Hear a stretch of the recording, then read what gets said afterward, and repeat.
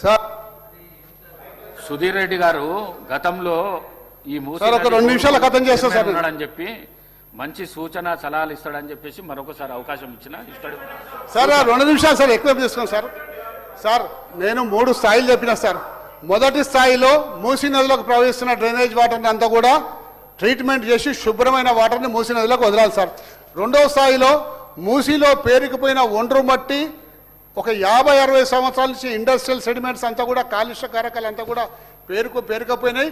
వాటిని అన్నింటినీ కూడా తీసి మరి పొల్యూషన్ కంట్రోల్ బోర్డు నామ్స్ ప్రకారం సైడ్కి వేసేసి 2 సైడ్ల రోడ్డు డెవలప్ చేసి నీరు నిరంతరం ప్రవహించే విధంగా చేయాలన్నది స్థాయిలు సార్.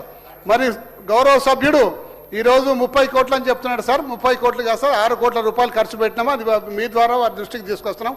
మూడో సార్, కొండపోచమ్మ సాగర్ నుంచి కాళేశ్వరం నది జలాల్ని మూసీ నదికి తీసుకొచ్చి ఈ మూసీ హిమాయత్ సాగర్, ఉస్మాన్ సాగర్ తీసుకొచ్చి దాదాపు 15 చెక్ డ్యాములు కట్టి నిరంతరం ఆ చెక్ డ్యాములలో నీళ్లు నిల్వ ఉండే విధంగా, తద్వారా హైదరాబాద్ పరిసర ప్రాంతాల్లో భూగర్భ మట్టాలు పడిపోకుండా తగు చర్యలు తీసుకున్నాము.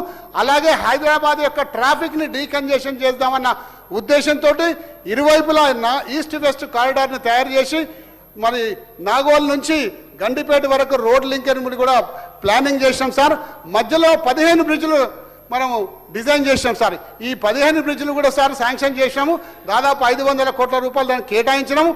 మొదటి బ్రిడ్జు మీరు పీర్దాదిగూడ నుంచి నాగోల్ వరకు కూడా మీకు పత్తులగూడ వరకు కూడా శంకుస్థాపన చేసాం. అది ప్రోగ్రెస్లో ఉంది సార్. ఇప్పుడు పని జరుగుతూ ఉంది. కాకపోతే ఈ ప్రభుత్వం వచ్చినాక మేము చేసిన పనులకన్నిటి కూడా లాస్ట్ ప్రయారిటీ ఇచ్చి దాన్ని నత్తనడక నడిపిస్తుంది సార్. అసలు పూర్తి కావద్దన్న ఉద్దేశంతో నత్తనడక నడిపిస్తుంది సార్. మూసీ నది అభివృద్ధి చేయాలంటే ఈ 3 స్టెప్స్ తీసుకోవాలి సార్. ఏదో విధంగా ఇండ్లకు రెడ్ మార్కులు చేసి మేము మార్కింగ్ చేసేసి నేను పేగులు మెడలు వేసుకుంటా, లాగులలో తొండలు వదిలిపెడతా, మేము వంగబెట్టి గుద్దుతా, పండబెట్టి తొక్కుతా.